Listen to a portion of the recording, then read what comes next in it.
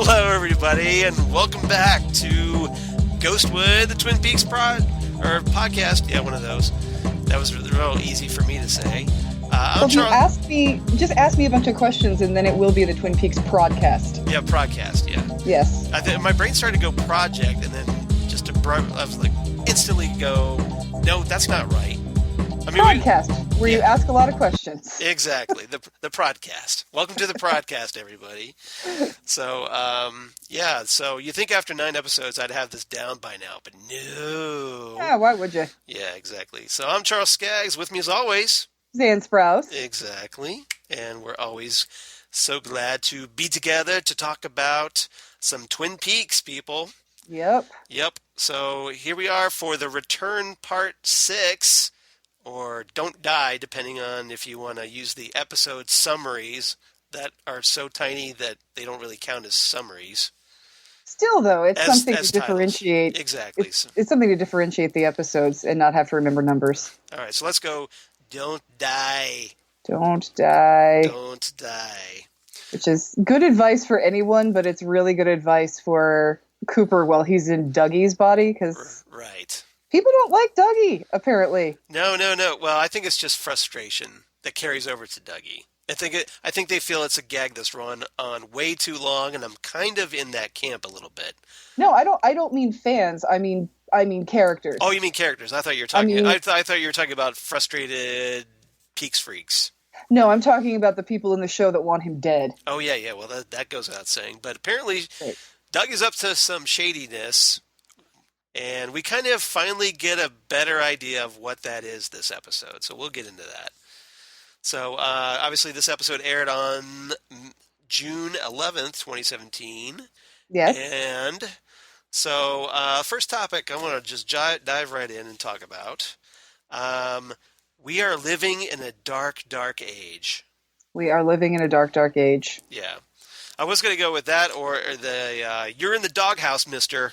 Oh, I bet she did. Yeah, exactly. So, yeah, this is obviously Cooper in Dougie's body still. It's episode 6. We might want to move along with that. Just saying. And yeah, that would be nice, wouldn't it? It would just be nice for Cooper to get. I mean, he's been out of himself long enough. It'd be nice for him. Yeah, it's like he's been in the lodge 25 years, and now he's stuck in Dougie's body and not quite himself yet. Although not quite. He's getting there, but far too slowly, in my opinion. Well, I was wondering, and I kept almost expecting this to happen when he was home after Janie E. had forgotten that she drove him to work, and so he had to get home by the cops. Right. And she made him a sandwich, and she just sort of left him to it. I was almost wondering if she was going to say, there's pie for dessert if you want it. And I thought maybe the pie was going to snap him out of it. That would be nice. Like the coffee is doing, but that has not happened yet. So. Yeah. But she did give him a bag of chips, which he really liked. She did, and I think it's interesting the relationship he has with Sonny Jim. Yeah. That he's not really talking to Sonny Jim, but it's almost as though this is the most attention he's paid to Sonny Jim in a while. Yeah.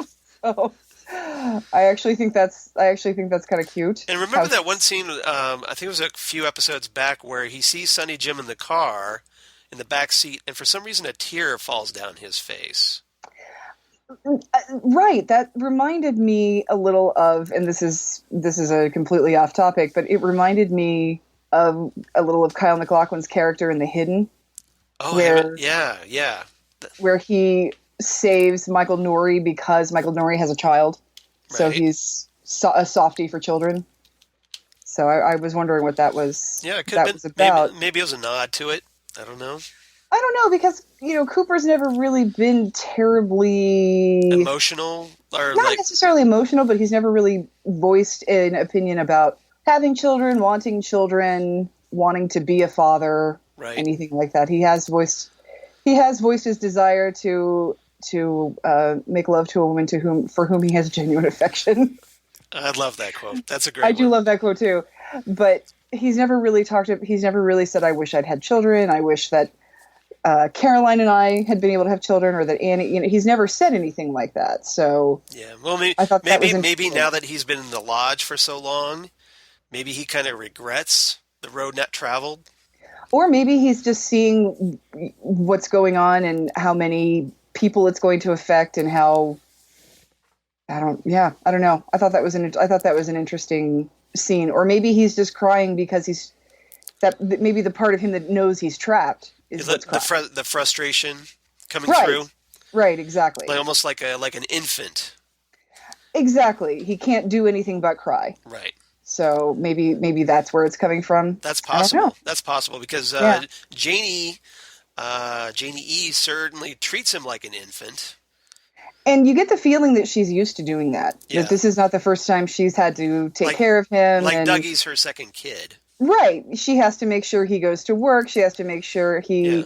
If my husband came home and did not remember how to pee... Right. I would really be worried about him. I would really be... You're like, all right, we're going to the doctor. You're going to the hospital right now. Something is wrong. You're either having a stroke or, there's Alzheimer's going on. What's wrong? And so, but Janie E is just, oh, Dougie, come on, let's go potty. Like, yeah, she just... he's got drunk and this has happened before or something like that. Yeah, completely she's not fazed at all by it. No, she's not fazed at all by his... Right. And neither are the people he works with. I mean, they have to help him pee, too. That's true. So it just, what the hell is Dougie like in his regular... I know. We almost need like a prequel just to like see what Dougie was like before Cooper entered his body. Yeah, Fire Walk with Dougie Jones. Just to figure out what the deal is with this loser. I mean, he's really... Fire Walk with Dougie. He's really a pain in the ass. I mean, Yeah, well, as we'll find out. So, so what happens is, he gets brought home, and, we talked about he's saying goodnight to Sonny Jim. He's really fascinated by the clapper in Sonny Jim's room. He loves the clapper in Sonny Jim's room. Yeah. So, he's really into that. And then all of a sudden, Janie just calls out and says, you get down here right now. And just unloads on him. He's going to stay with me, not tonight. Yep. I'll be up later. And so, the package gets delivered to the house for Dougie. And while he's upstairs saying goodnight to Sonny Jim, she looks at it, and it's somebody blackmailing him, or it's pictures of him with Jade, the prostitute. Right. So so everything hits the fan as far as Dougie's life goes, because because Dougie can't, Cooper Dougie can't really articulate anything, so he sees the picture of Jade and says the one thing he remembers, which is, Jade give 2 rides. Right. And he's all happy about it, which just annoys Janie even more. Janie goes crazy. Oh, I bet she did. Yeah, exactly. So it was... I thought that was great. So, and then she gets a call on her really ugly landline phone. With a really long cord. They seem to have a lot of retro going on in their lives. Well, Twin Peaks in general has always had that kind of retro vibe to it. That's true, but these people especially. But it's usually been with decor and clothing and things like that, not necessarily with technology. But then again, there really wasn't a lot of technology to speak of. Yeah, and again, it's more that yellowish green color motif. Yes. The Garban-Bozia color motif. Green is its color. Green. Oh, yeah. Huh. Wilson, yep, I agree. And although I would think that would be more of a jade green, right? Oh, Jade give 2 rides. Yep. Jade green, the ring. See, it's all connected. Jealousy, green jealousy. I don't know. Yeah, and lots of metaphors you could apply to that. We're gonna have a shit shovel next week. We're making way too much out of this. Calling Dr. Amp. Oh, Dr. Amp. Dr. Amp. So, apparently the caller wants $52,000. Who has that kind of money? Exactly. Lying around. Exactly. And so Janie just says, okay, we're going to meet at 12:30. 12:30. I loved that. Which nobody in the world I have ever met says 12:30. I've heard that a couple of times, but really? it's been in jest mostly. Yeah. So, but I will say that about Janie E. She is she's sort of taking care of business. Yeah, she does. I mean, But then again, I think she's had to. Right. I think that, being with Dougie, you have to, if you want something done right, you got to do it yourself, kind of thing. Pretty much. Well, we might as well continue and skip ahead to finish out her character arc. Okay. Because at the end of the episode, or toward the end of the episode, she meets up with the two guys that are looking to the blackmailers. The blackmailers. And one of them is Jimmy, played by Jeremy Davies, who's a great character actor that was on Lost as Daniel Faraday, and he was on Constantine. So I'm a big fan of Jeremy Davies. He's just like that kind of quirky. He's that the guy with the black mustache with the black hair, receding hair. So gotcha. Yeah, that guy. Gotcha. Yeah. So, 2 shows I didn't watch that you mentioned. That's okay. You should watch Constantine at least. That's what I've heard. It's only 13 episodes, and it was very underrated, especially for being on network TV. So yeah. They're looking for the money. They meet at a park, and they explain like, "Hey, Dougie owes us for a gambling debt." But go ahead. And she just deals with them. She's like, "Listen, that nobody would get you that kind of interest. So here's what I'm going to give you, and you're going to turn around, and we're never going to see you again." And they're like, "Okay." This was a fantastic scene where she just lays down the law for these guys. And she just says, "This is what I'm paying you. Deal with it." Naomi Watts was just phenomenal in this. She's fantastic in this. Yeah. And she's just like, look, this is like the reasonable rate that I would get at any bank would be this, like 20. So I'm going to offer you $25,000. Yeah, exactly, 25,000, and then this is more than reasonable. And then the guys are like, tough dame. Yeah, and then they just walk away with their money. They're fine. Yeah, they're good to go. So I thought that was pretty funny. Yeah, I love that. Yeah, they're like, she's like, girl's got some skills. Exactly. They respected her. She's just sort of, I think she's just kind of everybody's mom, just sort of taking care of everything that needs to get taken care of because nobody else is doing it. Exactly. She's treating everybody like a kid, so she's the mom. So she lays down the law. Exactly. Like, did you ever see Almost Famous? No, I have not. It's written by Cameron Crowe, and it's based on his life as a young journalist who goes on, when he went on tour with Led Zeppelin. Okay. But the character in this movie goes on tour with just a band that's made up for the movie. And the mom is not particularly happy about this, and it's Frances McDormand. Oh, okay. And she's kind of a hard ass, and so she's talking to her son on the phone, and she's like, "Put him on the phone." And he says to the lead guy of the band, "She wants to talk to you." He's like, "What?" And so he's sitting there, he's like, "Hello? Yes, ma'am. No, I'm sorry. I promise. I promise." Like, and it just doesn't matter who you are when somebody yells at you in that mom voice. Right. You just fall right in line. Right. You just regress back to being a child, going, "Oh, I am in trouble." Right. That's funny. I have to check that out. Yeah. All right. So let's get back to what Cooper was up to.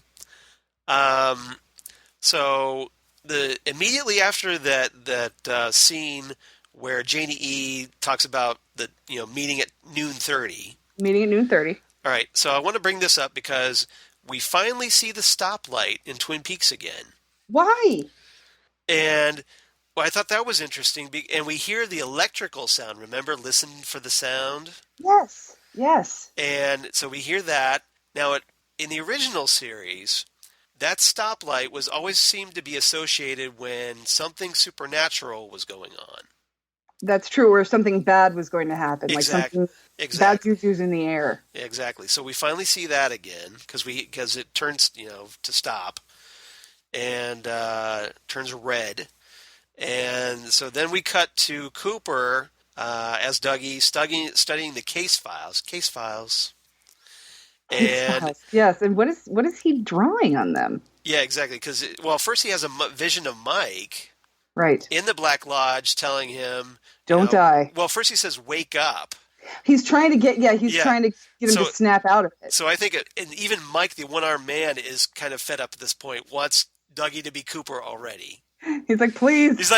Come on, let's move on with the story. Wake up. Come on Wake back. up. Don't die. Don't Die. die.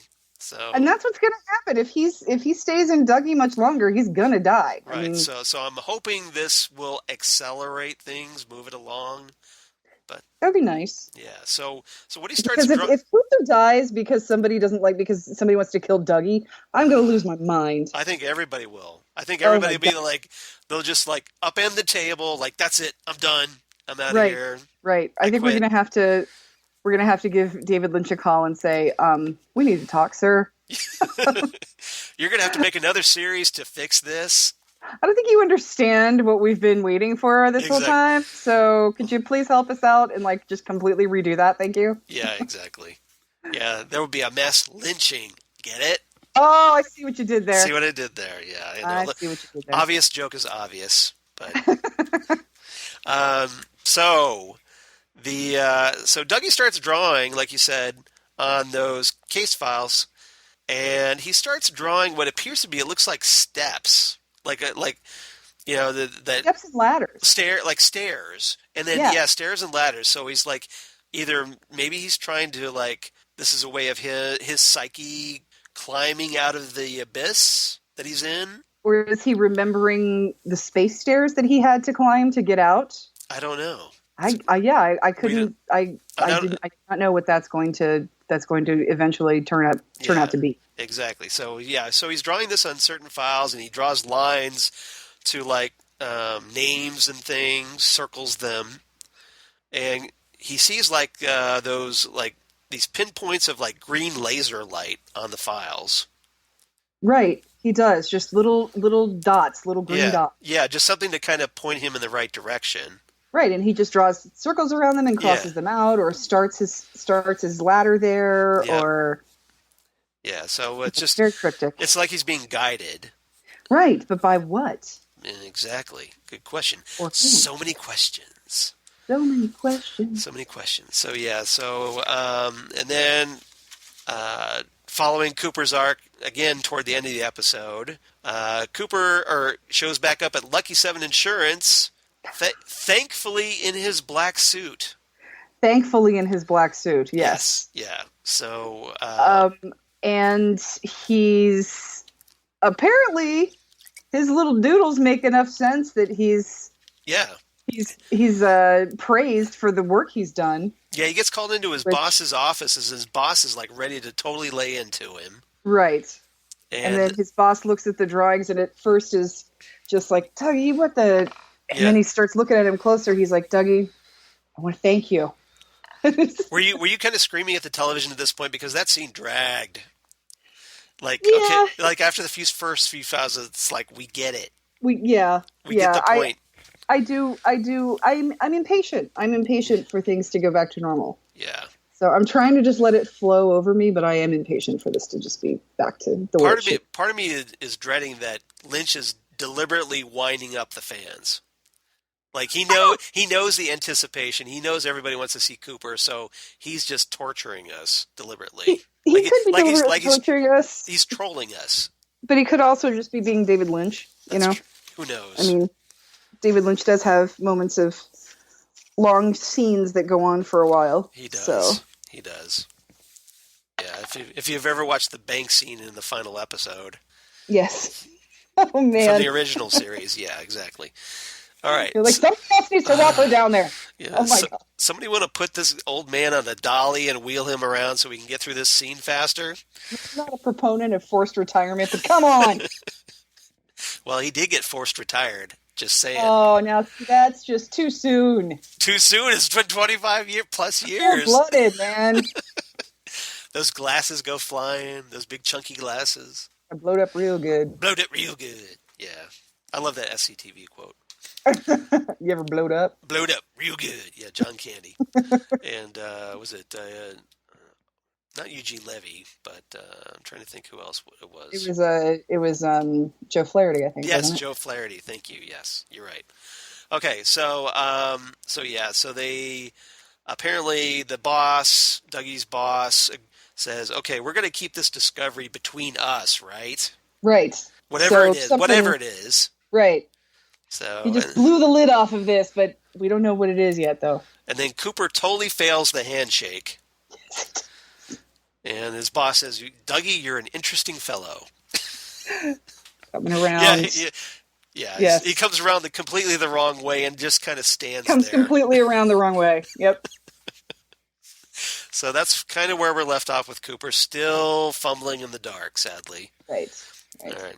Now, on a more upbeat note, the next scene that really follows, the next character arc at least, is Albert Rosenfeld. Oh, this was so amazing. So, again, props to my friend Troy for predicting this. Yeah. He called this completely. That's true. I saw your post on Facebook about that. That was so. He called this completely. So yeah, this was the big shocker in my opinion of the episode. I think so too. I was just my jaw hit the bottom of the floor. I think in my living room because it was just that much of a stunner to me. So yeah, we have Albert. He's driving in a car, presumably to meet the mysterious woman. He knows where she drinks. And I cannot stress enough how important this work is that you're doing, Albert. Yeah, exactly. So it's raining and it's a cold rain. So of course, Albert is really not happy, but he's in a bad mood. But again, Albert's always in a bad mood for the most part. And so he drives over. It's a bar named Max Vaughn's. I have no idea if that's important or not.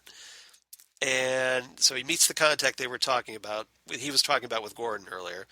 And so he walks inside, and we see this like platinum blonde Bob. Yes. Haircut. Bob is in haircut, not Bob is in Frank Silva. Exactly. That's an important distinction. Thank you. For this podcast, it is. Exactly. So a very slender woman who turns around and surprise, it's Laura Dern. And Albert calls her Diane. Yes. At long last. All of these years, Diane. We have a sighting. We have a Diane sighting, and I was just ecstatic over this. I was like a little kid who saw Willy Wonka's chocolate room for the first time when she turned around. I just was like, ah! I was so excited. Yeah. That was just like you're like a little kid anticipating. Oh my something. gosh! Yeah, it was great. So, my wife Lori is looking over at me like, "What's the big deal? I don't get it." You're like, "Trust me, babe. This is like this is important. This means something." Exactly. This is important. Yeah, and so I guess your friend was right. Called it. Yes, he called it. That Laura Dern was Diane, which makes perfect sense because Diane has a strong connection to Cooper, and Laura Dern obviously has a strong connection to Kyle MacLachlan. Well, they did at one point, that's for sure. Exactly, and Blue Velvet, of course. Right. She has a strong connection to David Lynch because of Blue Velvet and Wild at Heart. Right. And we've talked before about how Blue Velvet was the precursor to Twin Peaks. It set up the pattern, I think, for the Twin Peaks world. Right. It was the inspiration. Yes. Yeah, I'd say so. So yeah, this was big. This was huge. It was a very short scene, but a big one. It was amazing. And I love. I can't repeat it here because of the podcast people that I work for, or that publish our podcast or post our podcast. But yeah, it was a great line. I could do the Howard Stern version and say like mother effing Gene Kelly and this motherfucker Rain. Yeah. So I love that. That was just like a complete. That's the Albert I wanted to see. Exactly. Just grumbling about everything and just he hates the rain, Gene Kelly. Yeah. But yes, we want to keep it clean. People might be in their car with their kids. I mean, yeah, exactly. So we do the Kids Bop version of drop the F-bomb, but what Albert said. Yeah. So that was great. I just love that. That was just quintessential. Classic Albert. Classic Albert. Yep. All right. So next topic I'm going to talk about. I'm moving right along in the episode. Heads I win, tails you lose. And this is Richard Horn. He's going to lose. I hate this guy. Yeah. I hate this guy. Yeah. I hate this guy now. So we have Richard Horn. This episode was dark thanks to Richard Horn. Yeah, pretty much. So Richard Horn, who we already hated in the previous episode, Because he's assaulting and rapey and bribing the cops. Chad. Yeah, Chad. We'll get more on Chad later because, yeah, Chad. Chad. So, everybody's favorite, Chad, Deputy Chad. So here, Richard Horn, we find out, is dealing the drugs to the kids and hooks up with a drug dealer named Red, who's played by Balthazar Getty. Balthazar Getty from Lost Weekend. Not Last Weekend, Lost Highway. Lost Highway, yeah. Exactly. Yes. So Weekend obviously he has a David Lynch connection. He does have a David Lynch connection. And in a warehouse that looks like it's been riddled with bullets. Oh, that's where they totally go to shoot people. Exactly. So if you go in there and you see those bullets, you know what you're in for. This would be the last terrifying. place I would meet anybody. Right. That was a very terrifying way to do that. It was very claw marks in the walls of Auschwitz kind of feel to it. Right. So nowhere near as bad, but it had that feel. Yeah, exactly. Yeah, it was almost like a firing squad. Like you're up against the firing squad wall. Right. Like that's where the St. Valentine's Day Massacre happened. And then anytime they need to shoot someone, they take them to this warehouse. It's probably got 2 feet of concrete. Right. So no one can hear it, and no one's going to notice the bullet holes. And yeah, these are not good people. This is not just Bobby buying drugs from Leo. I mean, these are bad people. Yeah. Yeah, I'd say this is definitely a step above or step below, depending on your point of view. So we have Red's there with his bodyguard, and he kindly tells Richard Horn that I'll saw your head open and eat your brains. Yeah, that's which is always a lovely discussion topic. I don't know about you, but I would take that as a threat.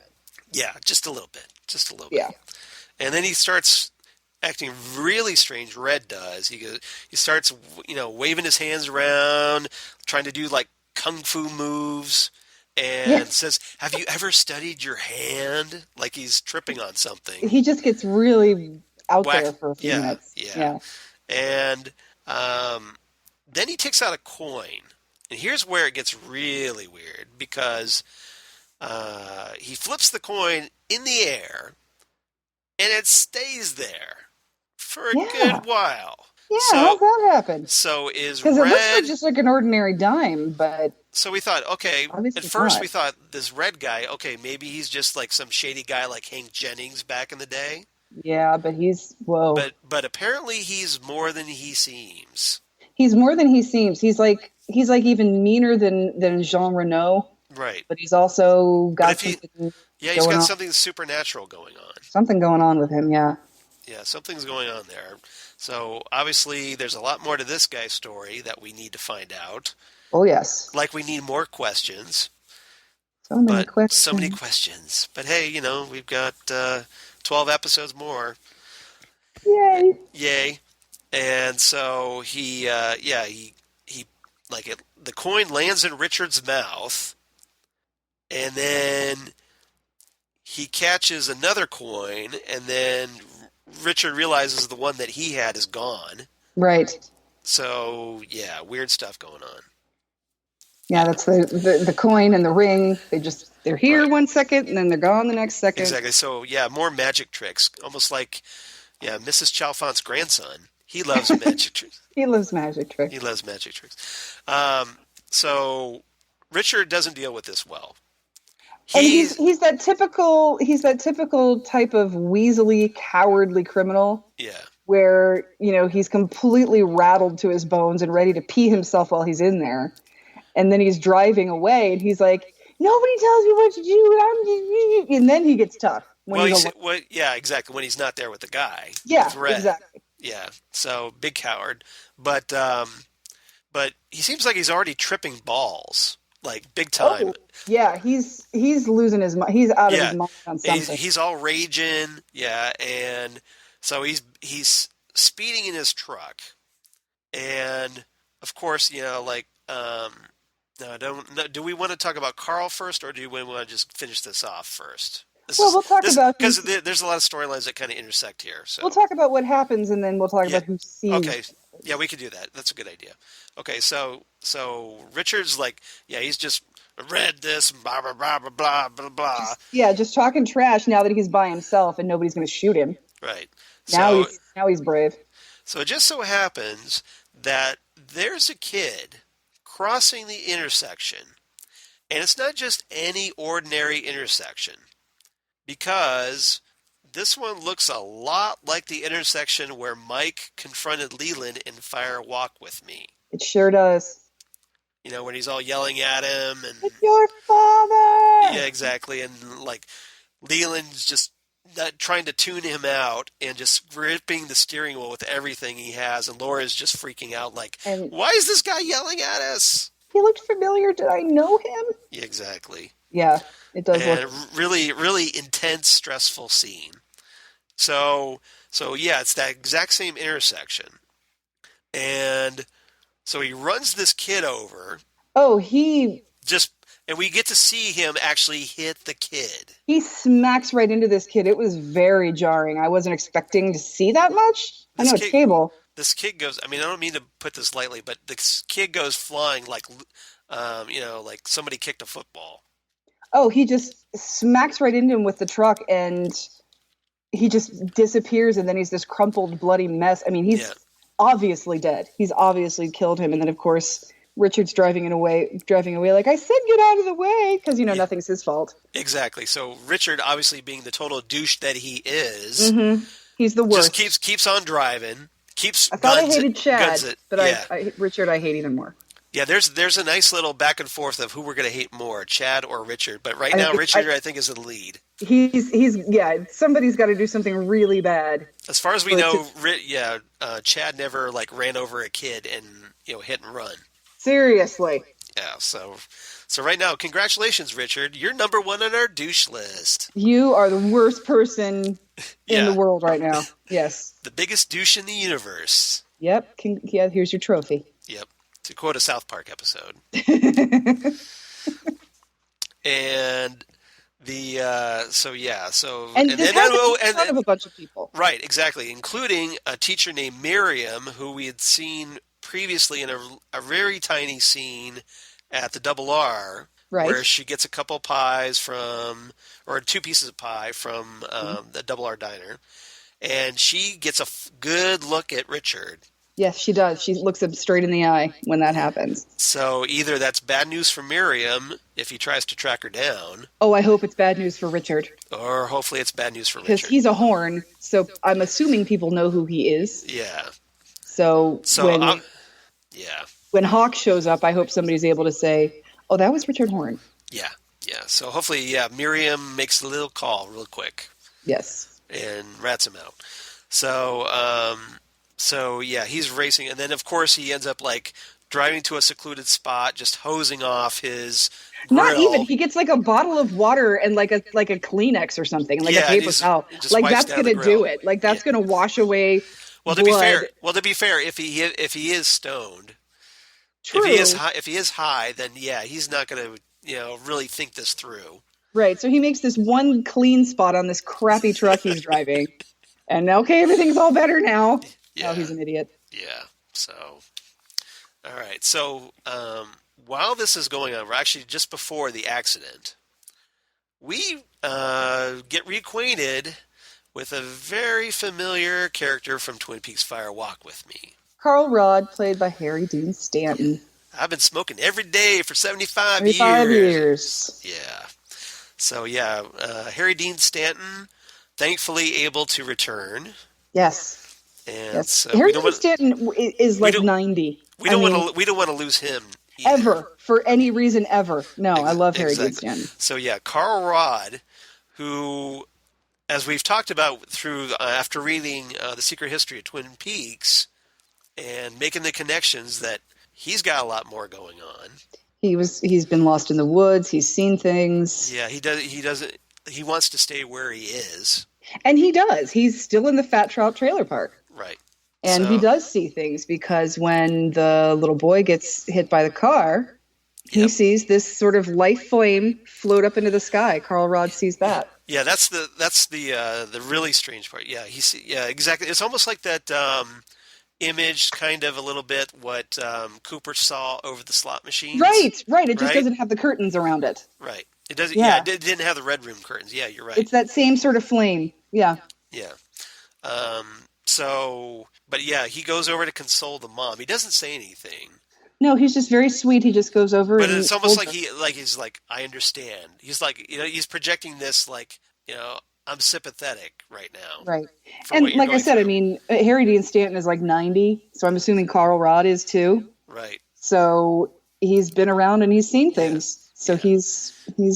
Yep. he's got the empathy. And we of course we see that very familiar utility pole Oh yeah. because electricity. Electricity. And it has that number 6 on it. Number 6. Yeah, what is that? Yep. So Still no still no, 430. exactly. So, a lot of numbers, but yeah, not the Yep. ones we're looking for And yet. we have a Richard but no Linda, so Yeah, that's true. We do get a mention of Linda though in that's right true. because right before the accident, Carl gets a lift into town with a neighbor, and they're sitting in the car, and because apparently Carl likes to go to the park every day. He likes to go to the park every day, but he's obviously not driving anymore. So Yes, one of the yes, neighbors at the Fat Trout says, yeah, "Can I ride into town with you?" right, And he has a wife yep. who's homesick Named Linda. named So we Linda. so we have a Richard and we have a Linda. How these two characters will connect, we'll find out. I don't know. But apparently she's been struggling to get electric wheelchair for quite some time. Took 6 months to get the regular wheelchair. Yep. So yeah, we had that, and then that's where he's like, we get that scene before the accident where Carl's sitting on the park bench. He sees the mom playing tag with the kid. He just smiles. He thinks that's nice. Yeah. He thinks it's probably like the the small amount of actual joy he gets in his life. As far as we know, it's the only joy he gets in his life. Or or the thing is, Yep. he's just not as hard and crotchety as he's Yeah. been portrayed up until this point. Apart Because from a good cup of Good Morning America. Good Morning America. Yep. But, with the whole don't ever knock on my door before 9 a.m. ever, that kind of stuff. And just his being kind of a crotchety curmudgeon. Yeah. I think this shows you that there's more to him, that he's not just all crotchety and cynicism. Well, and as we know from the book, yeah, he's got that trauma Yeah. of being abducted. Right. So we'll see how that plays out. But so it was nice to get Harry Dean Stanton. Hopefully, we'll get more. It's always nice to see Harry Dean Stanton. Exactly, because I got to think that there's some unanswered questions there as well. Obviously, Absolutely, especially since he was in Fire Walk with Me. He was just something to tell us about the Chalfonts and tell us about Teresa. right? But then in the book, we find out that there's a lot more to him. Yeah, we still don't really know what the connection is with the Fat Trout Trailer Park. Why No, that's I'm not so sure. important? Apart from Yeah. just maybe its proximity to that intersection and that utility pole. Possibly. I don't know. Like that's almost like if it was a ley line or something. Right, because of the Chalfonts that have Yeah. lived in the same place with the Right. trailer that was missing. The couple of families named Chalfont, and so yeah, there could be more. There could be a lot more there than what we've already seen. Can't tell we've been trying to piece this together, can you? Oh no, there's no. We're not. Oh, like this is not what we're thinking about all week long. No, We're no, not not obsessing. at all. Yeah, especially as I'm like trying to compile these show notes, and I'm thinking, oh yeah, what about this and this and this? And this goes here, and yeah, it's a ridiculous flow chart of confusion and questions. It's a rabbit hole spiral to nowhere. That's exactly what it is. All right, so next segment that I want to talk about, I'm a good man, Oh, which is Ike the Spike Ike the Spike. Stadler. Yep. So, yeah, this was an interesting scene. Well, first we return to that really odd high-rise building where this character named Duncan Todd. Who just he's just sitting there looking at something. He was the guy from the first episode. He was the guy from the first episode, who's I thought he was the same. Like at first I thought he was the pit boss guy too, but he does look like him, yeah. He does look like him, but they're two different characters. Like I was wrong about that. And he's the one who said, you don't want this job. Yeah. And he's sitting there and he's reading over some papers, and then he turns and he goes into a desk safe. Yeah. And pulls out a file of 2 photos, one of them being Dougie. Right. Because he gets like a red square that shows up on his computer. Yes. It just shows up. It just sort of apparently covers the text. And apparently that's like the bat signal. Like, okay, I have to go to the safe. I have to pull out this envelope that has a black dot on it. Right. And I'm assuming the red square came from the Philip Jeffries spirit box. Right. Who's apparently the mysterious, well, that or, the mysterious millionaire that's funding the glass box operation. Yeah. Who knows? But yeah, he pulls that out and there's a picture of a woman and there's a picture of Dougie. Yeah. And those get sent over to Ike the Spike. Right. Which is a great name. I love that. That is a great name. Who's just in a hotel room. Right. Kind of playing with an ice pick. Yeah. You know? And it's funny because he's a little person, like a dwarf. And so yeah, he's there and he pulls out the photos and he's like looking back and forth, and then he just starts stabbing the photos with an ice pick. Yes. Practice. Yeah, and he's really fond of this ice pick, as it turns out. Yeah. And so then he starts playing dice for some reason. Like he's almost like running through some probabilities or who's he gonna ice pick first? I don't know how that works for him. Or he's like in a D&D game and he's trying to he's trying to make his save or something. He needs to get 18 hit points before he's able to kill somebody. Exactly. So he goes to this office somewhere where the woman that was in one of the 2 photos, Lorraine, who was, if you recall, was the dispatcher for the hitmen, right, on Dougie, right. She had the steampunk, right, BlackBerry. Exactly. So apparently, for whatever reason, the mystery millionaire guy wants Lorraine taken out. So Ike the Spike just comes running in like a bolt of lightning and just stabs her repeatedly with that ice pick. Just goes at it. And he's growling at her like an animal almost. He's Scary. Yeah. Just a really brutal, intense scene of her getting ice picked to death. Oh, it was Then like a coworker sees what's going on, so he goes after the coworker. And they just run. He's just barreling down the hallway like goes in and kills that person presumably. So so that's like the Spike story for now. And he's apparently going to be coming after Dougie. Who? Yeah. So I'm with Mike on this one. Don't die. Don't die. Exactly. Yeah. And wake up quickly. Wake up. Drink some more coffee. Eat some pie. Get some more case files. Realize you're an agent. Whatever you need to do, Cooper. Get that installation progress bar moving ahead, because I think only right now we're at maybe 50% installed Cooper. Yes. So yeah, we drink some more coffee, get that up to at least 90% or something. Something, yes, seriously. Yeah. So that's like the Spike story, and then the last thing I want to talk about. This is the best thing. Use the ladies' room, Chad. Use the ladies' room, Chad. Nobody likes Chad.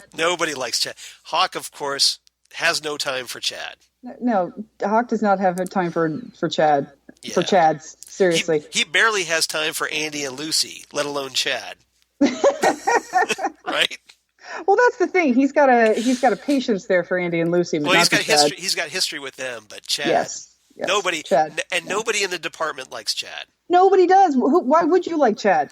Exactly. There's nothing to like. Seriously. Because for one thing, he ends up making fun of Sheriff Frank Truman's son's suicide, which is not cool. Well, yeah, because apparently, we found out that the other Truman's son was a soldier, probably went over to Iraq or something, got traumatized over there, came back and killed himself. Yeah, PTSD, suicide.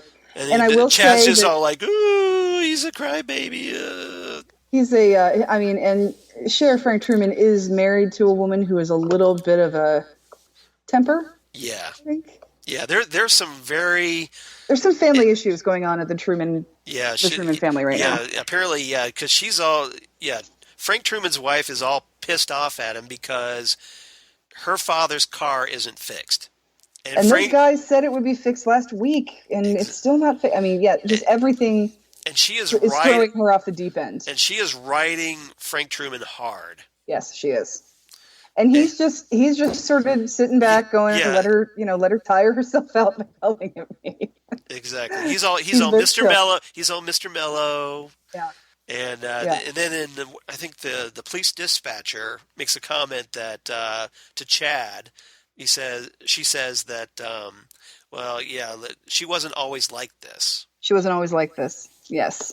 So Obviously the losing her son there's a lot going on started in the her family. going down a dark path. So Yeah, there's a lot going on in the family. yeah. So, but anyway, so Hawk's in the bathroom, Right. and he drops a nickel, An Indian head nickel. an Indian head nickel, and he sort of follows it with his eyes and sees that it goes into another stall, and then At first you're thinking ew. First you're thinking ooh, and then you realize that Hawk is very observant, so Hawk is trying to figure something out. Yeah. So it goes into the other stall, and Hawk notices the company name that makes the door. Right. Nez Perce. Nez Perce, yes. And so, which isn't that supposed to be I think Hawk's it's tribe as well? Exactly. I think that's his family tribe. Because I know that's a Pacific Northwestern tribe, and I think that is Hawk's heritage. Yeah, exactly. So we finally get an explanation for the Indian heritage line. And he notices that there's a screw out of that door. Couple screws. Couple screws. So then he goes and gets a crowbar. Yeah. And Starts pries prying the hell out of that thing. He's prying the door open. Chad walks in. And then that's when he's like, use the ladies' room, Chad, because he doesn't have time to explain what he's doing to Chad. Yep. And so I'm going to go tell Sheriff Truman. yeah, okay, have fun with that. Yeah, exactly. Hawk could care less. Yeah, he so does not care. Doesn't. And then he finds handwritten pages. Yes. Oh, no. What handwritten pages have been hanging out there as a dangling plot thread for 25 years? Missing pages of a diary, perhaps? Ding, ding, ding, ding. Ding, ding, ding, ding, ding. Let's look at the survey board. Number Survey one says- answer. Yeah. Bing. Yeah. So yes. So this is- Laura Palmer's diary pages. This was not a good time for me to see a cut back to the Roadhouse. I was not happy about that. Right. I You're like, was damn it! don't leave it there. Damn it! Yes, exactly. Because we know when we start seeing a band, the show's over. Yeah. I know what the music means. And I had to wonder about that bathroom stall. Was that the same bathroom stall that Philip Gerard, the one-armed man, was in?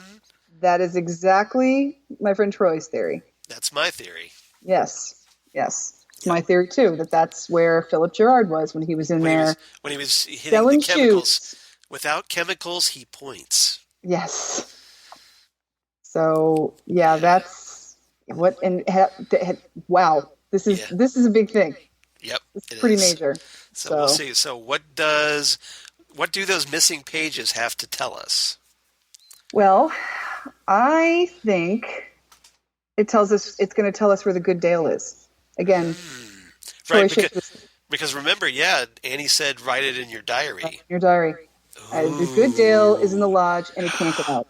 Write it in your diary. That's a great theory. I like that theory. And Hawk says to Hawk, if I ever get lost, I hope you're the man to find me.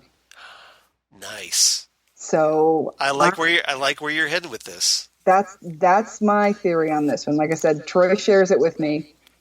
But I'm going to give that theory a big Cooper thumbs up. Good work, Andy. Exactly.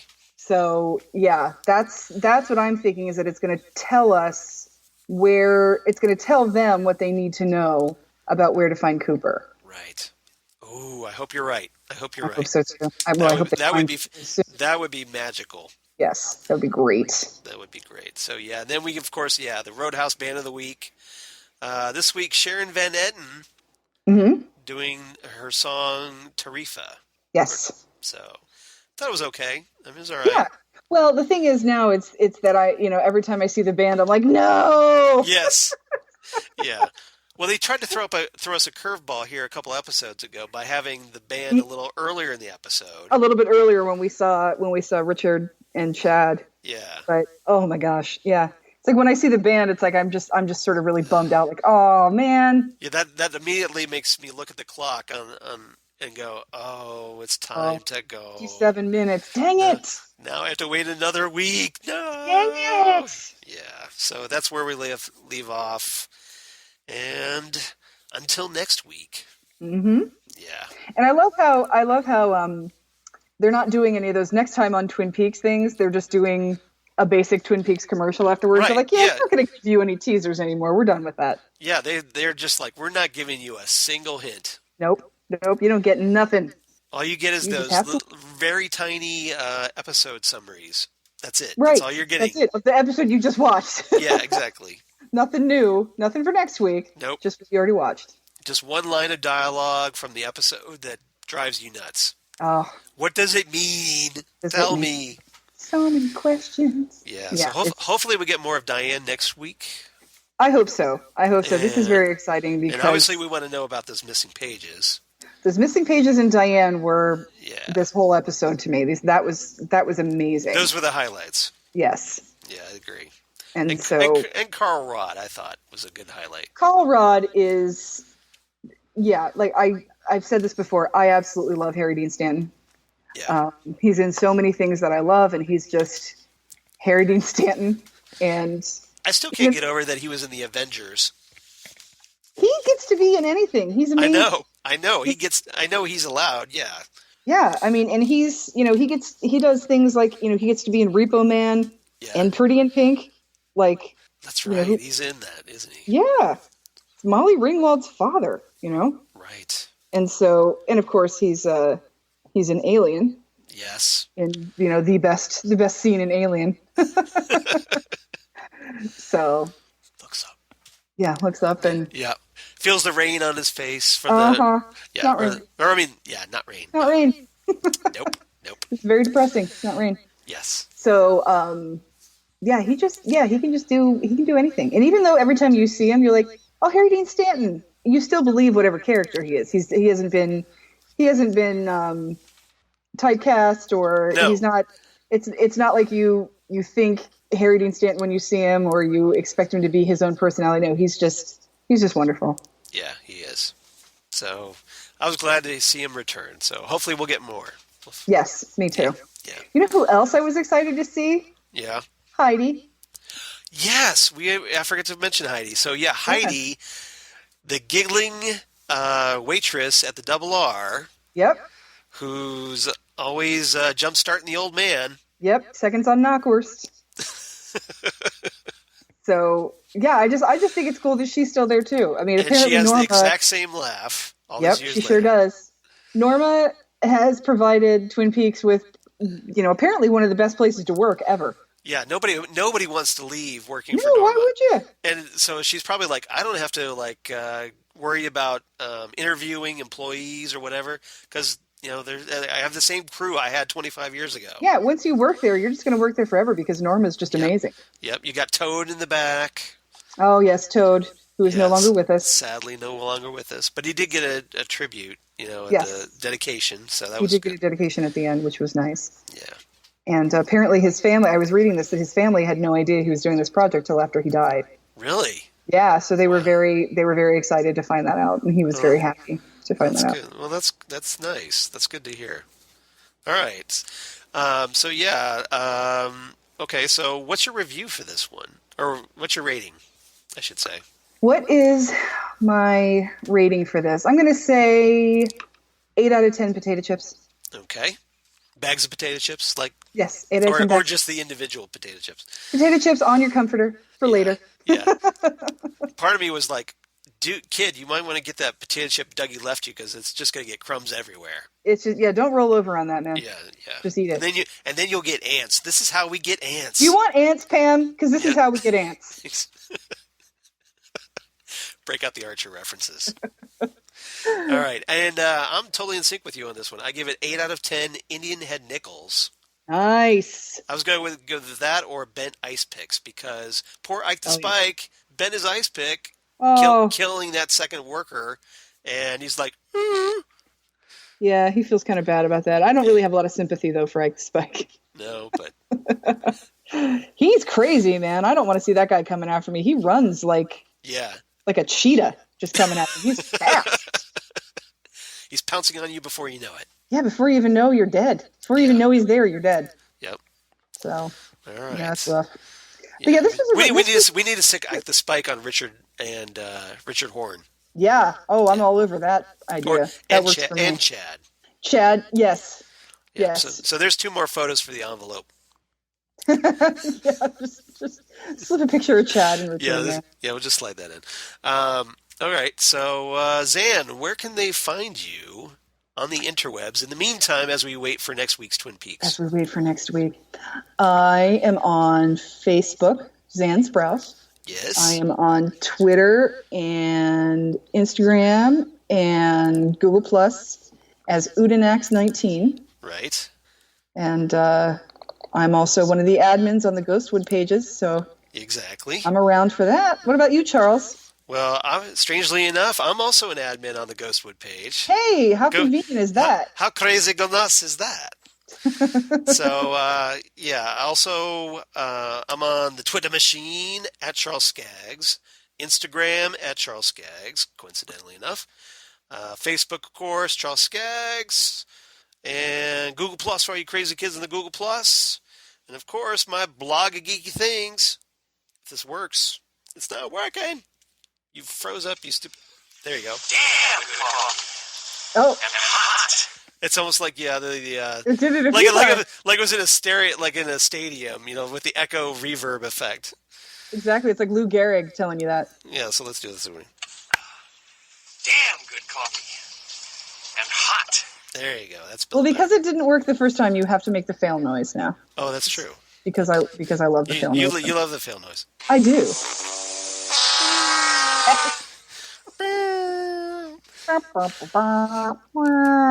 That's the sound like when Ike the Spike looks at his bent ice pick. Yes, exactly.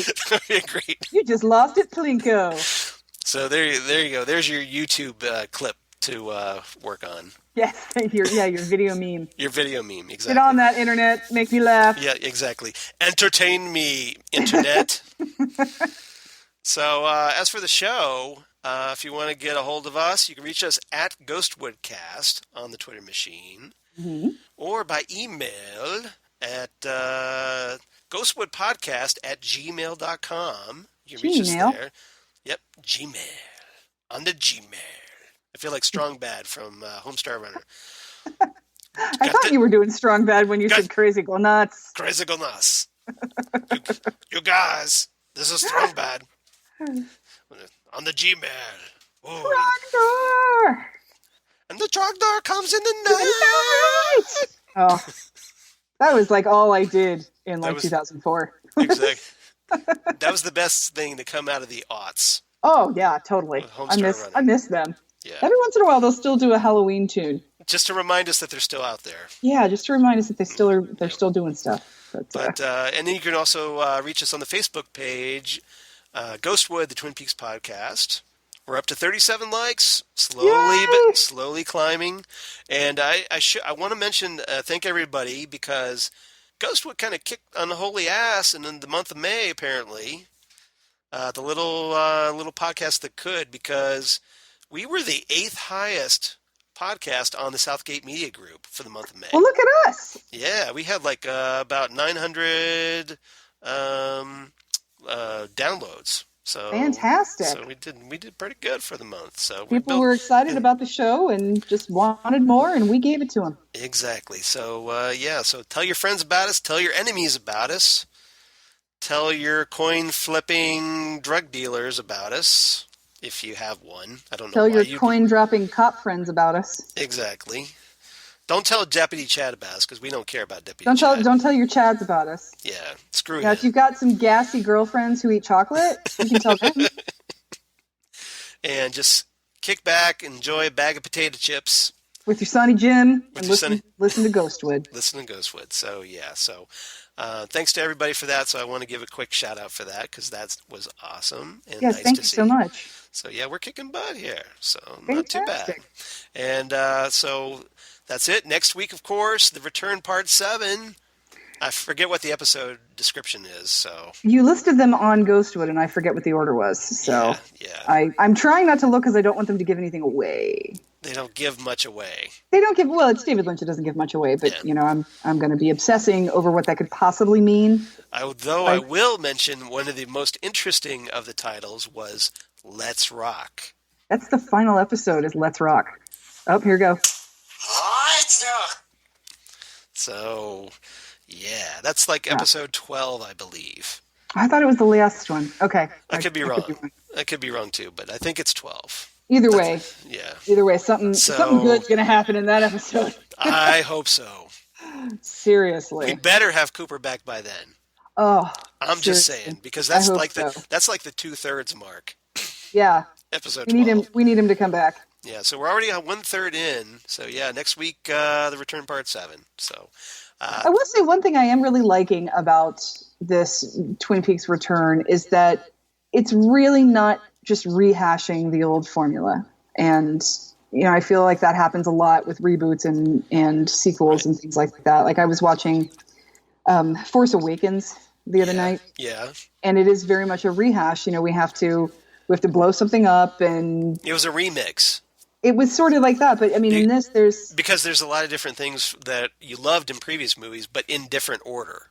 Right, and it was very rehashy, and I love it. Yeah. I'm not going to say I don't love it, but I do love that Twin Peaks is going in a completely different direction, with completely different crimes and completely new things, and we are seeing old characters, but they're not the focus. Right.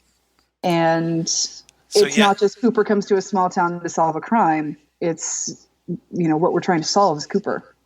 So I'm loving that. So to continue that Star Wars metaphor, it's probably more like The Last Jedi is going to be. It's gonna hit that new ground. It's right, or it's even like a Rogue One where that's a good stuff we know, but it's not the same thing we've seen before. Right.